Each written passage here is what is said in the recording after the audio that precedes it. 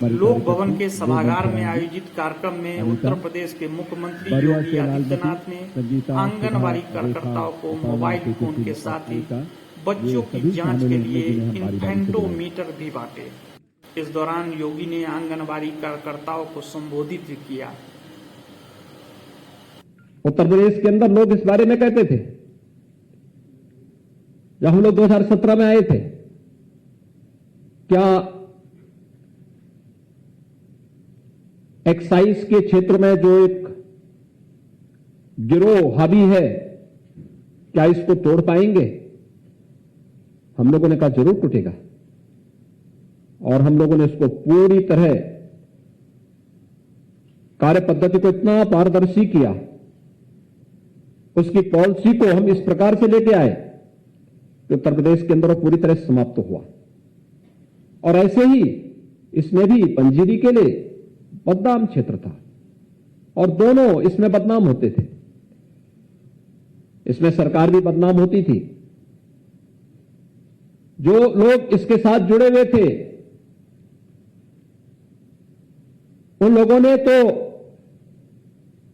खैर वो जैसा कार्य कर रहे थे, लेकिन बदनामी आंगनवाड़ी की भी होती थी। आंगनवाड़ी की बदनामी होती थी। अगर क्वालिटी ठीक नहीं है, समय पे नहीं दिया गया, अन्य तमाम प्रकार की बदनामी होती थी। लेकिन अब सरकार ने उसको भी बदला है, कहा कि भाई ये नहीं चलेगा। अब तो हर जनपद में किसी भी कुपोषित बच्चे के लिए और किसी भी गर्भवती महिला के लिए किस प्रकार का पोषाहार चाहिए, उसको वही जनपद में ही तैयार करने के लिए संयंत्र स्थापित हो रहे हैं। कुछ जनपदों में स्थापित हो चुके हैं, और उसकी क्वालिटी की जांच करने की व्यवस्था की गई है। मुझे लगता है कि एक बहुत बड़ा क्रांतिकारी कदम है, और अगले 4-5 वर्षों के अंदर आप इसके परिणाम को देखेंगे। ये प्रभावित करेगा उत्तर प्रदेश के अंदर मातृ मृत्यु दर और शिशु मृत्यु दर को नियंत्रित करने में, नेशनल एवरेज के समकक्ष लाने में ये मदद करेगा।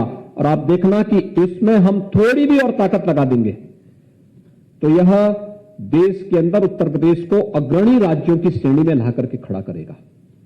एक बहुत बड़ी उपलब्धि होगी ये, और इसका श्रेय विभाग के साथ साथ आंगनवाड़ी को भी इसका लाभ प्राप्त होगा।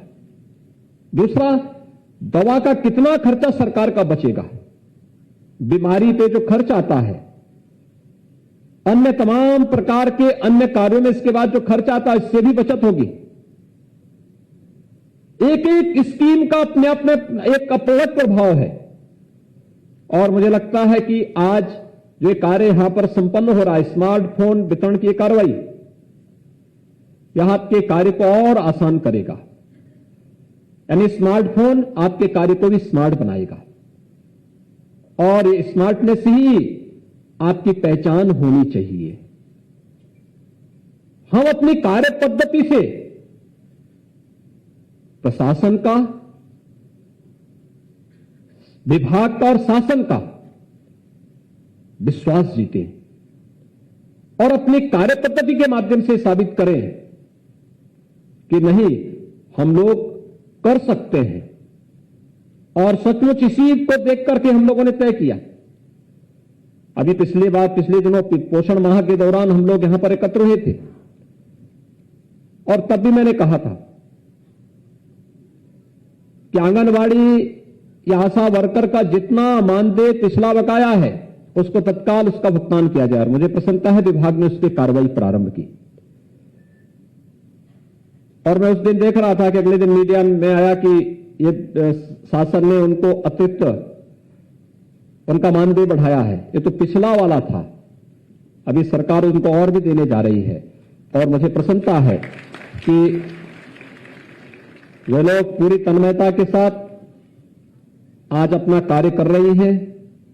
आज उनकी कार्य पद्धति पर कोई प्रश्न नहीं खड़ा कर सकता, और जब किसी भी विभाग की कार्य पद्धति पर प्रश्न न खड़ा हो, लीकेजेज के लिए, भ्रष्टाचार के जितने भी रास्ते होते हैं, सबको जब बंद कर दिया जाता है, तो विकास अपने आप ही आगे बढ़ता हुआ दिखाई देता है।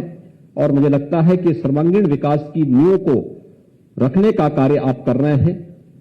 आप सबकी मदद से अभी हम लोग हर एक आंगनबाड़ी के स्वयं के भवन बनाने जा रहे हैं। हर एक आंगनबाड़ी केंद्र को बाद में प्री प्राइमरी के रूप में कैसे आगे बढ़ाया जा सकता है, इस पर भी सरकार कार्य कर रही है, गंभीरतापूर्वक कार्य कर रही है। और आप देखना काफी परिवर्तन इसमें होगा।